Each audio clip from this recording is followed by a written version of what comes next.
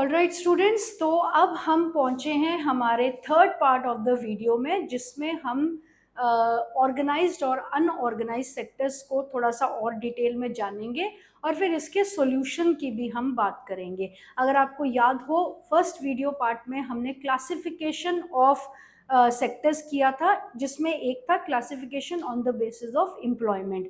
तो on the basis of employment में दो तरह के सेक्टर्स आते हैं, आपका ऑर्गेनाइज सेक्टर और अनऑर्गेनाइज्ड सेक्टर। क्लियर? ये जो दो केस स्टडीज है ना यहाँ पे, इसी से आपको इसके फीचर्स तो आपको इसी से क्लियर हो जाएंगे। तो I will read it out, I will mark the features, आप उनको देखिए, आपको क्लियर हो जाएगा कि ऑर्गेनाइज सेक्टर और अनऑर्गेनाइज सेक्टर में क्या फर्क है। राइट? दो केस स्टडीज दी हुई है, कांता की और कमल की। कांता के बारे में पढ़ते पहले। Kanta works in an office. सबसे पहले तो ये ऑफिस में काम करती है। She attends her office from 9:30 AM to 5:30 PM। 9:30 बजे से 5:30 बजे तक का इनका फिक्स्ड टाइम है ऑफिस जाने का। She gets her salary regularly at the end of every month. Regular salary. Clear? In addition to the salary, she also gets provident fund as per the rules laid down by the government. She also gets medical and other allowances. Kanta does not go to office on Sundays. Thus this is a paid holiday. When she joined work, she was given an appointment letter stating all the terms and conditions of the work. Clear? Kanta के काम करने का क्या feature है? अब देखिए किस तरीके से ऑफिस में बैठ के प्रॉपर एक फॉर्मल स्ट्रक्चर में बैठ के अंडर रूल्स एंड रेगुलेशंस यहाँ पर काम हो रहा है। क्लियर? अभी आप देखिए, Kanta works in office, regular salary, fixed working hours, उसके बाद प्रोविडेंट फंड और अदर अलाउंसेस भी मिलते हैं जो कि गवर्नमेंट ने डिसाइड किया हुआ है। मेडिकल अलाउंसेस मिलते हैं एंड संडे को ऑफिस नहीं जाते और इस संडे की छुट्टी का कोई पैसा नहीं कटता। It is a paid holiday. उसके बाद she was given an appointment letter stating all the terms and conditions of the work. किन शर्तों पे उन्हें काम पे रखा जाएगा, उस अपॉइंटमेंट लेटर में वो सब कुछ क्लियरली लिखा हुआ है। इसके कंपैरिजन में, कांता के कंपैरिजन में, अब अगर हम कमल का एक बार केस स्टडी रीड करते हैं। Kamal is Kanta's neighbour. He is daily wage labour. Daily wage मतलब जो हर दिन की मजदूरी कमाते हैं। Right? In a nearby grocery shop में काम करते हैं। He goes to the shop at 7:30 in the morning and works till 8 PM in the evening. He gets no other allowances. अपनी सैलरी के अलावा और कोई अलाउंस नहीं मिलता। He is not paid for the day he does not work. He has therefore no leave or paid holidays, nor was he given any formal letter saying that he has been employed in the shop. He can be asked to leave any time by his employee. Kanta के opposite, Kanta का आप working office space देख लीजिए पहले। This is Kanta's work space and this is Kamal's work space. Right? कोई formal structure नहीं है, सिर्फ एक शॉप है। शॉप के अंदर ये काम करते हैं, कोई बैठने का अरेंजमेंट नहीं है, कोई प्रॉपर लाइटिंग होगी नहीं होगी, that all depends upon the owner of the shop. Then fixed salary जो इनको by the end of the month आ जाती होगी, लेकिन यहाँ सैलरी मिलती है एम्प्लॉयर की मर्जी से। आज टाइम नहीं है, चल कल ले लेना सैलरी, कोई बात नहीं, कल मैं कहीं बाहर हूँ तो तू परसों ले लेना, कोई बात नहीं। राइट? उसके बाद आप देखिएगा कि she is also entitled to certain allowances. Provident fund मिल रहा है, मेडिकल अलाउंसेज मिल रहे हैं और अदर अलाउंसेज मिल रहे हैं। यहाँ वेज के अलावा और कुछ नहीं मिल रहा है। एक मंथली सैलरी मिलेगी, वो भी कब मिलेगी एम्प्लॉयर के ऊपर डिपेंड करता है। देन पेड हॉलीडे, संडे को नहीं जाती हैं कांता मैडम, लेकिन कमल को के पास कोई श्योरिटी नहीं है इस बात की कि संडे ऑफ मिलेगा या नहीं मिलेगा। मालिक ने अगर बुला लिया तो जाना पड़ेगा। अगर गए तो उसके कोई एक्स्ट्रा पैसे नहीं मिलेंगे, वो वेज में ही आपको जाना पड़ेगा। लेकिन अगर कांता मैडम को एक्स्ट्रा काम के लिए बुलाया जाएगा तो इनको अदर अलाउंसेस दिए जाएंगे। क्लियर? लेटर ऑफ अपॉइंटमेंट दिया गया है यहाँ पर, उसमें सारी टर्म्स एंड कंडीशंस क्लियर है। यहाँ कोई लेटर ऑफ अपॉइंटमेंट नहीं दिया जाता। अगर एक महीने में एक छुट्टी डिसाइड की है एम्प्लॉयर ने, हो सकता है उस एक छुट्टी का पैसा नहीं कटता हो, लेकिन अगर उसके बाद आप बीमार भी पड़े और एक्स्ट्रा छुट्टी लेनी पड़ी तो वो उस छुट्टी का भी पैसा कटेगा। नहीं कटेगा तो वो इनकी मर्जी, एम्प्लॉयर की मर्जी, लेकिन जनरली ऐसा होता नहीं है। फिक्स्ड हॉलीडेज से ऊपर अगर आप हॉलीडे लेते हो तो आपको वो छुट्टी आपकी कटेगी ही कटेगी। कोई पेड लीव की फैसिलिटी नहीं है कि अगर आप संडे को आए हो तो आपको उसका भी कोई रिन्यूमरेशन मिल जाए। तो ये डिफरेंस है आपका ऑर्गेनाइज्ड और अनऑर्गेनाइज्ड सेक्टर में काम करने का। एक प्रॉपर फॉर्मल स्ट्रक्चर रहता है यहाँ पर, आप उन रूल्स एंड रेगुलेशंस के अकॉर्डिंगली काम करते हो। ऐसा कोई फॉर्मल स्ट्रक्चर आपको यहाँ देखने को नहीं मिलेगा। आपके लंच आवर्स फिक्स्ड रहेंगे, आपकी पोजीशन सीट आपकी हर दिन फिक्स्ड रहेगी। ऐसा नहीं है कि आज आपका टेबल यहाँ लगा है कल आपका टेबल वहां लगा है। आपका लंच आवर फिक्स्ड है, आपकी प्रॉपर बेसिक एमिनिटीज आपको दी जाएगी, आपको सैनिटेशन की फैसिलिटी रहेगी, आपको क्लीन ड्रिंकिंग वाटर की फैसिलिटी रहेगी। आप जब लंच टाइम आपका होता है तो आप उस वक्त लंच कर सकते हो, और आप फिक्स्ड टाइम पे आओगे, 9:30 आते हो और 5:30 आप जाओगे। यहाँ कोई फिक्स टाइम नहीं है, सब कुछ आपके एम्प्लॉयर के ऊपर डिपेंड करता है, इनकी जो मर्जी ये वो करेंगे। यहाँ एज ऑफ रिटायरमेंट पे ऑफिस छोड़ना पड़ेगा, लेकिन यहाँ पर कभी भी आपको बाहर निकाला जा सकता है। तो ये डिफरेंसेस है आपके ऑर्गेनाइज्ड और अनऑर्गेनाइज्ड सेक्टर में काम करने के। क्लियर? अभी आपको इनको जरा समेशन में देख लेते हैं, क्लियर थोड़ा सा शॉर्ट में किया हुआ है तो बेटर क्लैरिटी हो जाएगी। अनऑर्गेनाइज सेक्टर, लो ऑर्गेनाइजेशनल लेवल। अनऑर्गेनाइज सेक्टर, लो ऑर्गेनाइजेशन तो होती ही नहीं है ना, एक मालिक है, उसके 2-4 सर्वेंट्स है जो उसके साथ काम कर रहे हैं, डिपेंडिंग अपॉन द वेंचर। अगर वेंचर बड़ा है तो हो सकता है 4-5 लोग काम कर रहे हैं, लेकिन कोई फॉर्मल स्ट्रक्चर नहीं है। देन लिमिटेड कैपिटल इन्वेस्टमेंट, क्योंकि इंडिविजुअल इन्वेस्ट कर रहा है तो लिमिटेड कैपिटल रहेगी। लेबर इंटेंसिव जॉब, आपने देखा कांता किस तरीके से ऑफिस में बैठ के काम कर रही थी, and written work, file work था, प्रॉपर एक डेजिग्नेटेड वर्क किया जा रहा था। यहाँ पे सामान सर पे ढो के कहीं रखना है, कोई डब्बा कहीं रखना है, तो लेबर इंटेंसिव वर्क है, फिजिकल स्ट्रेंथ ज्यादा चाहिए। कैजुअल वर्क अग्रीमेंट, आपने क्या काम करना है वो सरसरी तौर पे बातचीत के थ्रू डिसाइड किया गया है, कोई पेपर वर्क नहीं है इसमें। Casual. Informal work culture, informal work culture मतलब कि आप इनफॉर्मल तरीके से एक दूसरे से बात कर रहे हैं, आपकी कोई ऑफिशियल लैंग्वेज नहीं है, आप मतलब इनफॉर्मली जिस तरीके से आप कैजुअली बातचीत करते हैं एक दूसरे से, उस तरीके से यहाँ पे बातचीत होती है। नो पेड लीव, जिस दिन आप, अगर आपको संडे को बुलाया गया है तो आपको कोई एक्स्ट्रा पैसा नहीं दिया जाएगा उसका, और अगर आप काम पे नहीं आए हैं काम वाले दिन तो आपका पैसा उसका कटेगा। देन नो मॉनेटरी बेनिफिट्स, कोई पीएफ नहीं मिलता, कोई आपका ग्रेच्युटी फंड नहीं है, कोई आपको अदर अलाउंसेस मेडिकल बेनिफिट्स नहीं दिए जाते। नो पेपर वर्क, कोई पेपर वर्क नहीं हो रहा है यहाँ पर। आपने देखा ना grocery shop, grocery was just an example. ऐसे और भी कोई इनफॉर्मल अनऑर्गेनाइज्ड सेक्टर का आप कोई और एग्जांपल ले सकते हो। ग्रोसरी तो एक छोटा सा एग्जांपल हमने लिया है, क्योंकि ग्रोसरी शॉप एक ऐसी है जो आई थिंक हर बच्चे ने अपने घर के आसपास देखी हुई है। देन उसके बाद लोअर वेजेस, ऑब्वियसली इंडिविजुअल ने पे करना है, तो गवर्नमेंट के कंपैरेटिवली जब इंडिविजुअल पे करेगा तो वेजेस जो है वो लोअर ही होगी, और एम्प्लॉयर की मर्जी की वेज होगी, एम्प्लॉय की मर्जी की नहीं होगी। क्लियर? उसके ऑपोजिट आप अगर ऑर्गेनाइज सेक्टर में देखते हैं, proper organisational level, proper hierarchy होती है, ये बॉस है, ये सबॉर्डिनेट है, ये सीनियर है, ये जूनियर है। क्लियर? हर आदमी अपने उस पोजीशन और डेजिग्नेशन के हिसाब से काम करता है।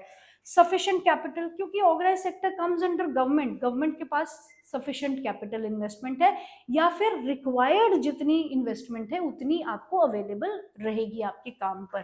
Then white collar job, white collar jobs क्या होती है, जैसे मैंने आपको पहले बताया ना, इंडस्ट्रीज में काम करने वालों को कहते हैं blue collar job. Blue collar mainly उन्हें इसलिए कहा जाता था क्योंकि आप देखिए पिक्चर्स में भी आपने देखा होगा कि जो इंडस्ट्रियल वर्कर्स होते हैं उनकी ब्लू कलर की शर्ट होती है, जैसे मेरी है, राइट तो ब्लू कॉलर जॉब वाले वो होते हैं जो इंडस्ट्री में काम करते हैं, उनकी यूनिफॉर्म के बेसिस पे उनको ये टर्म दी गई है। और वाइट कॉलर जॉब वो होती है जो ऑफिसेज में बैठ के टेबल चेयर पे फाइल वर्क करते हैं, उन्हें वाइट कॉलर कहा जाता है।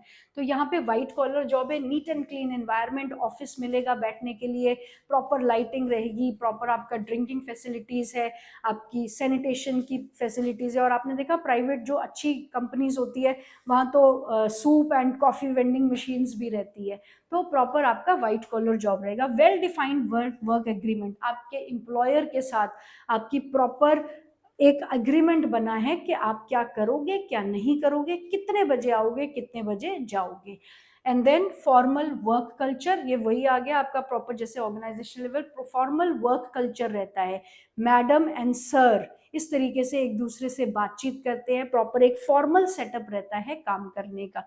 देन पेड लीव्स, अगर आपको एडिशनली किसी काम के लिए बुलाया जा रहा है, आपकी छुट्टी को यूटिलाइज किया जा रहा है, जब आप ऑफिस में नहीं होने चाहिए आपको उस वक्त बुलाया जा रहा है, तो आपको उसके अलाउंसेस भी दिए जाएंगे, extra allowances apart from your fixed salary.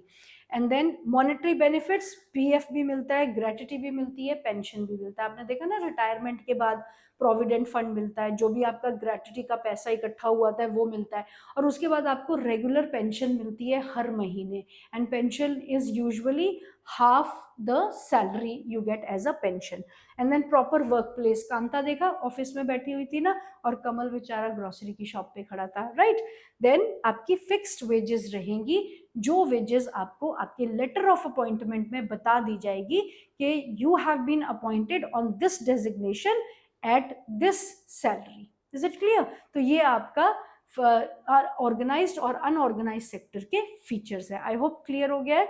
Next आप देखेंगे how to protect the workers in unorganised sector. अब हमें ये क्लियर हो गया कि प्रॉब्लम है, अनऑर्गेनाइज सेक्टर में प्रॉब्लम है, क्योंकि वहां पे लोगों की एक्सप्लॉइटेशन होती है। आपने देखा होगा छोटे छोटे बच्चे जो है इनको मैकेनिक्स जो है गैरेज में एम्प्लॉय करते हैं, या फिर होटल्स में रेस्टोरेंट्स में आपने देखा है कि टेबल क्लीनिंग के लिए अक्सर छोटे छोटे बच्चे होते हैं, डिश वॉशिंग के लिए, या फिर मैं ये नहीं कह रही कि सिर्फ छोटों को ही एक्सप्लॉइट किया जाता है, लेकिन अनऑर्गेनाइज सेक्टर का एक फीचर है कि वहां पे लोगों को एक्सप्लॉइट किया जाता है, क्योंकि आप एक इंडिविजुअल के रूल्स एंड रेगुलेशन के अंडर काम कर रहे हैं, और वो इंडिविजुअल अपने प्रॉफिट का उसका मोटिव जो है वो सबसे पहला रहेगा, राइट। तो हम किस तरीके से इनको प्रोटेक्शन दे सकते हैं? सबसे पहले है हमें इनको आइडेंटिफाई करना है कि वनरेबल कौन है, कौन से ऐसे लोग हैं जिनके साथ ऐसी एक्सप्लॉइटेशन होती है। तो आप देखिएगा वनरेबिलिटी जो है, जो अपनी एज से बहुत छोटे हैं, जिस वक्त उन्हें काम नहीं करना चाहिए अगर वो लोग काम कर रहे हैं, जैसे चाइल्ड लेबर है, तो बच्चे बहुत वनरेबल है इस तरीके की एक्सप्लॉइटेशन के, राइट।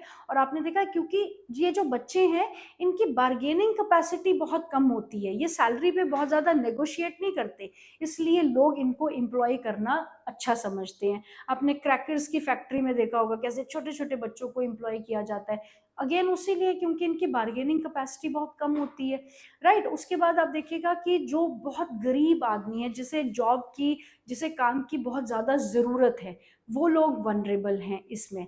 और रूरल एरियाज़ में अलग लोग होते हैं, अर्बन एरियाज़ में अलग लोग होते हैं जिनकी वनरेबिलिटी है। अब आप रूरल एरिया में अगर हम बात करें, जिसके पास एग्रीकल्चर लैंड नहीं है, अपनी ज़मीन नहीं है खेती बाड़ी करने के लिए, अगर छोटी सी भी ज़मीन हो तो भी इंसान कुछ ना कुछ काम कर सकता है। तो कैजुअल लेबर्स हैं जो एक जगह से दूसरी जगह माइग्रेट होते रहते हैं सीजनली काम की तलाश में, तो जहाँ भी उनको काम मिलता है किसी भी वेज रेट में वो काम करने को तैयार हो जाते हैं। तो ये आपके वनरेबल ग्रुप्स हैं। ऐसे ही आपके वनरेबल ग्रुप्स अर्बन एरियाज में भी होते हैं, जैसे आप देखिए स्मॉल स्केल इंडस्ट्रीज है, कैजुअल वर्कर्स हैं, कंस्ट्रक्शन वर्कर्स है, ट्रेड एंड ट्रांसपोर्ट वर्कर्स है, या फिर आपके स्ट्रीट वेंडर्स है, हेड लोड है, जो सर पे अपना टोकरी रख के फल बेच रहे हैं, सब्जियां बेच रहे हैं, या फिर रैग पिकर्स हैं जो कचरा उठाते हैं, राइट, पॉलिथीन्स वगैरह प्लास्टिक वगैरह उठाते हैं, रैग पिकर्स है।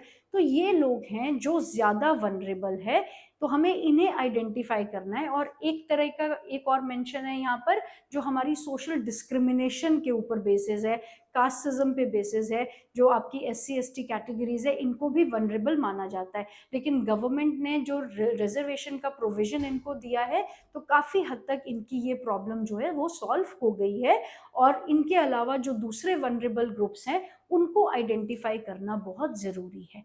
तो जब हम इनको आइडेंटिफाई कर पाएंगे, तभी हम इनकी मदद कर पाएंगे। आई होप आपको ये क्लियर हो गया है।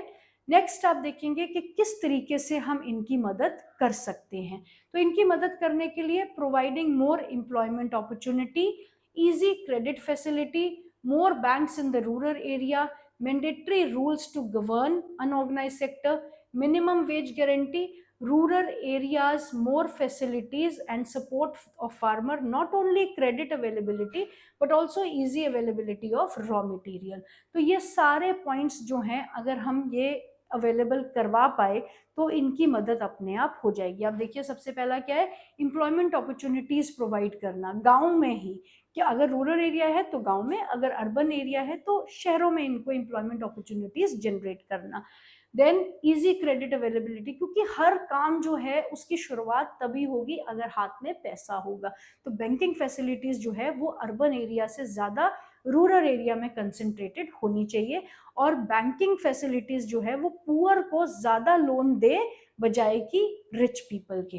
And then more banks in rural area cover up हो गया है। सब मैंडेटरी रूल्स के, और अनऑर्गेनाइज सेक्टर जो है आपका, वो कंप्लीटली गवर्नमेंट रूल्स के बाहर है। तो थोड़े से कुछ एक मैंडेटरी रूल्स एंड रेगुलेशंस तो जो है इनके लिए जरूर होने चाहिए। देन मिनिमम वेज गारंटी, तो मिनिमम वेज जो है अभी सरकार ऑलरेडी डिसाइड कर चुकी है, लेकिन आप देखेंगे फिर भी बहुत से लोग ऐसे हैं जो इन्हें मिनिमम वेज से कम पे एम्प्लॉय करते हैं। तो कहीं ना कहीं इन लोगों को अपने लिए भी स्टैंड लेना होगा कि आप मिनिमम वेज से कम पर काम ही मत करो। Is it clear?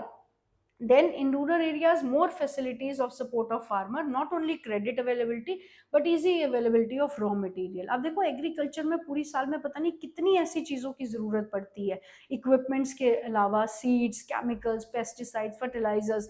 तो ये सारी चीज़ें जो है किसानों को ईजीली अवेलेबल होनी चाहिए। ईजी अवेलेबिलिटी की वजह से क्या होगा, जो मोनोपोलाइज कर रहे हैं इन चीज़ों में, वो मोनोपोली भी ख़त्म हो जाएगी और किसानों की दिक्कत जो है वो भी सॉल्व हो जाएगी।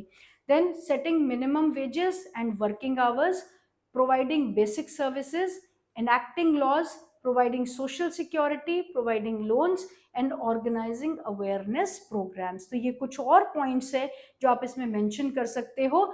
मिनिमम वेजेस हम ऑलरेडी डिस्कस कर चुके हैं। वर्किंग आवर्स, वर्किंग आवर्स में क्या है कि कमल को आपने देखा 7:30 बजे आता है और 8 बजे जाता है, तो ऐसा क्यों? आप उसको एक प्रॉपर वर्किंग टाइम दो कि आपने इतने से इतने तक में ही काम करना है। तो ये गवर्नमेंट द्वारा फिक्स होना चाहिए। बेसिक सर्विसेज, कुछ एक जगहें, कुछ एक दुकानें, आप देखो शॉप्स ऐसी होती है जहाँ पे सैनिटेशन की फैसिलिटीज भी नहीं होती है। क्लियर? तो ये बेसिक पानी पीना, proper lighting, proper space, proper ventilation और प्रॉपर आपका drinking facility and sanitation facilities, ये बेसिक चीज़ों में आती है। ये हर एक को अवेलेबल होना चाहिए। इनैक्टिंग लॉज, कुछ लॉज जो हैं इस रेफरेंस में गवर्नमेंट को ज़रूर बनाने चाहिए। And then providing social security, that means they should not be made vulnerable to exploitation. Government उन्हें प्रोटेक्शन दे कि उन्हें अगर कोई एक्सप्लॉइट करेगा तो क्रिमिनल प्रोसीडिंग्स उनके अगेंस्ट होगी। Right?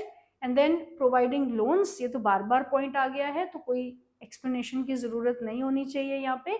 And organising awareness programme, that means कि जो वनरेबल हैं, अगर उनको पता ही नहीं है कि वो एक्सप्लॉइट हो रहे हैं या किस तरीके से उन्हें एक्सप्लॉइट किया जा सकता है, तो जाहिर सी बात है कि कोई भी उन्हें एक्सप्लॉइट करेगा। तो उनको बताना ज़रूरी है कि आपको किस तरीके से अपने आप को एक्सप्लॉइटेशन से बचाना है। क्लियर?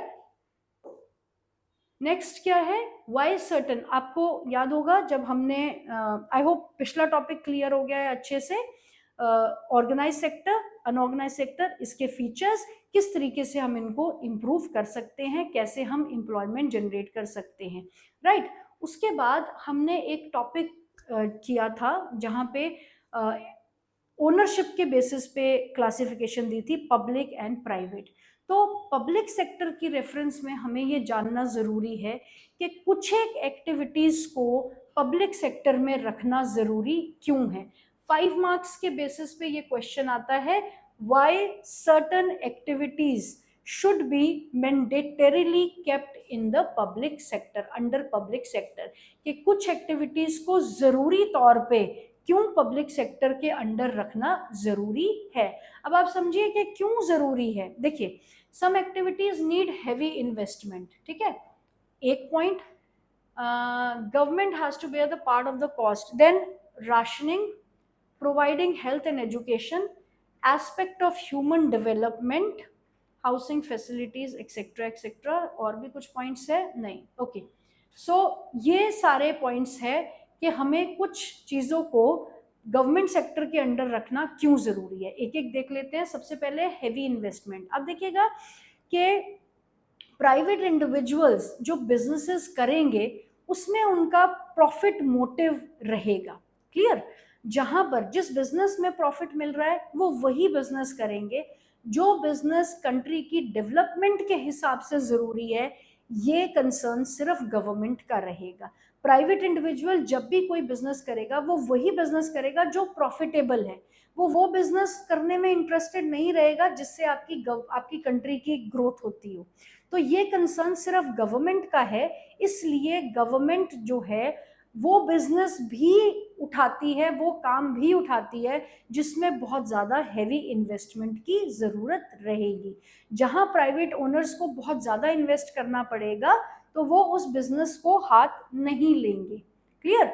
लेकिन गवर्नमेंट के पास इन्वेस्टमेंट के सोर्सेज काफ़ी होते हैं, तो इसलिए गवर्नमेंट जो है हैवी इन्वेस्टमेंट के बिजनेसेस को भी सिर्फ गवर्नमेंट ही करती है, क्योंकि हैवी इन्वेस्टमेंट कोई भी इंडिविजुअल नहीं करना चाहेगा अनटिल एंड अनलेस वो अंबानीज या अदानीज में से हो, या टाटा और बिरला जैसे हो, राइट। सेकंड है राशनिंग। राशनिंग का क्या मतलब होता है, आपने 9th क्लास में पढ़ा ना, पब्लिक डिस्ट्रीब्यूशन सिस्टम। राशनिंग का मतलब होता है कि लोगों को खाना, अनाज जो है वो सस्ती दरों पे, कम प्राइसेस पे अवेलेबल करवाना। ये रिस्पॉन्सिबिलिटी गवर्नमेंट की है। क्यों?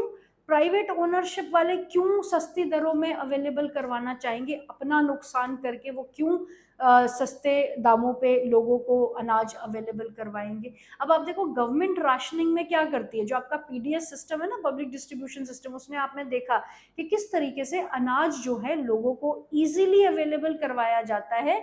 इनके राशन शॉप जो होती है, गवर्नमेंट की राशन शॉप्स होती है वहां पर, और प्राइसेस अगर आप मार्केट प्राइस से कंपेयर करो तो हाफ द प्राइसेस में गवर्नमेंट अवेलेबल करवाती है। और ये जो लॉस हो रहा है हाफ द प्राइस में अवेलेबल करवाने का, ये लॉस जो है गवर्नमेंट खुद बेयर करती है। तो ये गवर्नमेंट ही करेगी, क्योंकि गवर्नमेंट लोगों के लिए काम करती है, प्राइवेट एंटरप्राइजेस अपने प्रॉफिट के लिए काम करते हैं।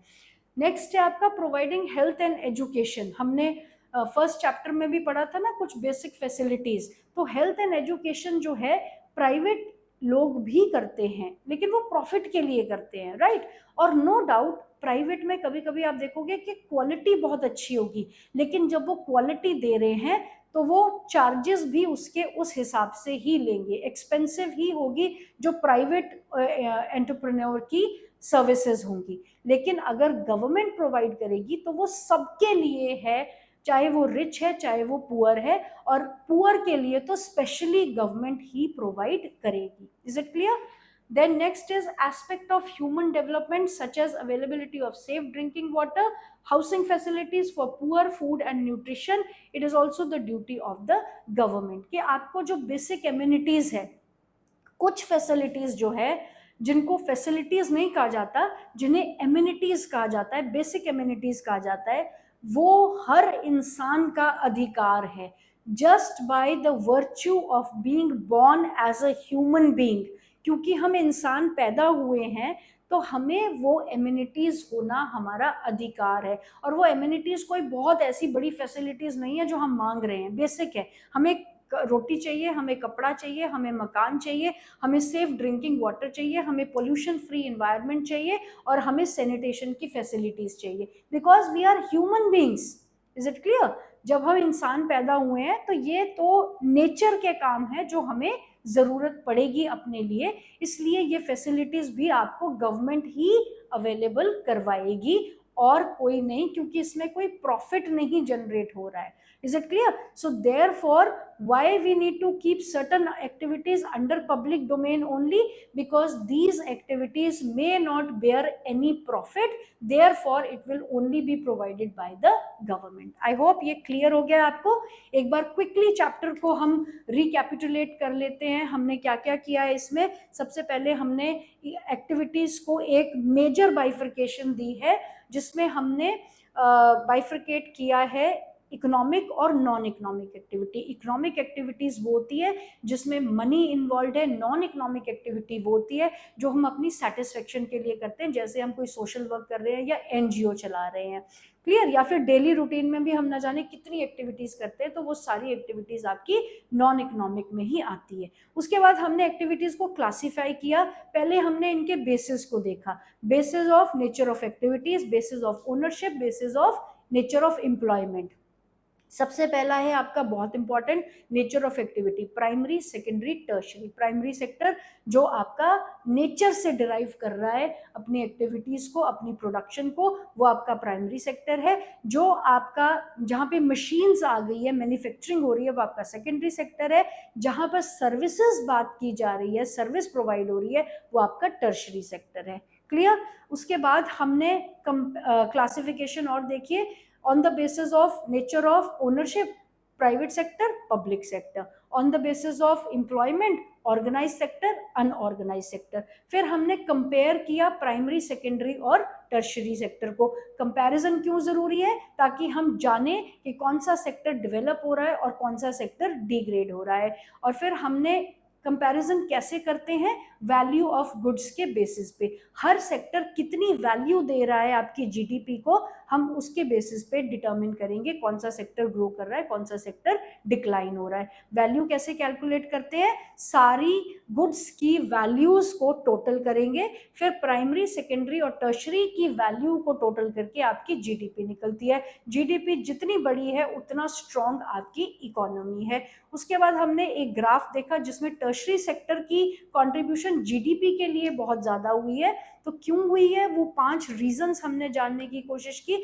After that we made a comparison of employment कितनी जनरेट हुई है किस सेक्टर में. तो हमने देखा कि प्राइमरी सेक्टर जो है अभी भी सबसे बड़ा एम्प्लॉयर है.